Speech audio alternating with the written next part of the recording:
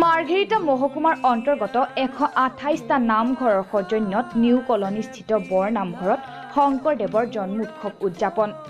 অসমীয়া জাতিৰ প্ৰাণ প্ৰতিষ্ঠা কৰা মহাপুৰুষ শংকৰদেৱৰ 572 সংখ্যক জন্ম জয়ন্তী।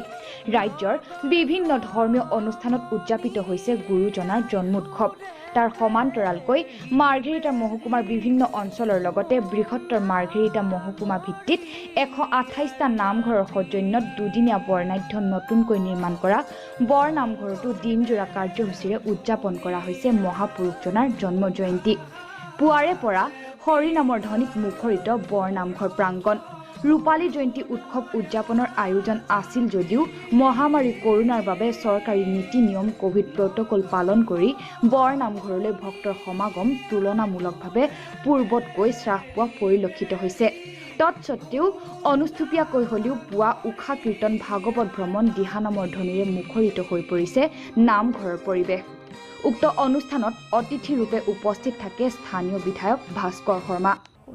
আমাৰ শংকৰ উৎসৱৰ আজি ক'বলৈ গ'লে তৃতীয় দিন, কাৰণ এইকেইদিন উলহ মালহেৰে নামঘৰে যি ধৰণে পাতিব লাগিছিল, আয়োজন কৰিব লাগিছিল, সেই অনুপাতত এই বিশ্ব মহামাৰী কৰোনাৰ কাৰণে আমি পালন কৰিব পৰা নহ'ল। আজি এই কাৰ্যসূচীৰ অন্তত মঘৰিটাৰ কেন্দ্ৰীয় নামঘৰত আমি সকলো নামঘৰৰ পৰা 125জনা নামঘৰৰ ভক্ত বৈষ্ণৱ 2-3জনকৈ গোট খাই আমি বৰ্তমানৰ ভয়াৱহতাৰ কথা লক্ষ্য কৰি আমি সকলোৱে এটা ডিষ্টেঞ্চ মেইনটেইন কৰি আছোঁ।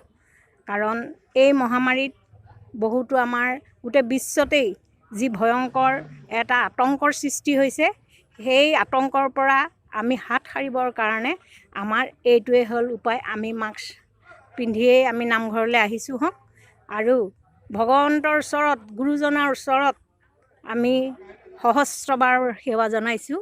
এই মহামাৰীৰ পৰা, এই মহামাৰী আমাৰ জীৱসকলক উদ্ধাৰ কৰি গুৰুজনাই সকলোকে ৰক্ষা কৰি চৰণচত্ৰৰ ছায়া দি এই মহামাৰীৰ পৰা উদ্ধাৰ কৰিব লাগে বুলি গুৰুজনাৰ ওচৰত সহস্ৰবাৰ প্ৰণাম জনাইছোঁ।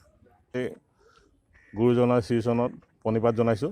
আমি এইবাৰ মঘৰিত আঞ্চলিক মহকুমা ভিত্তিত আমাৰ 128টা নামঘৰৰ লগ লাগি জন্ম জয়ন্তী উদযাপন সমিতি গঠন কৰা হৈছিলে। ইতিমধ্যে আমাৰ এইবাৰ ৰূপালী জয়ন্তী কাৰ্যসূচী আছিলে। আমি মহামাৰী কৰোনাৰ বাবে ৰূপালী জয়ন্তী ভাগ পাতিব নোৱাৰিলোঁ।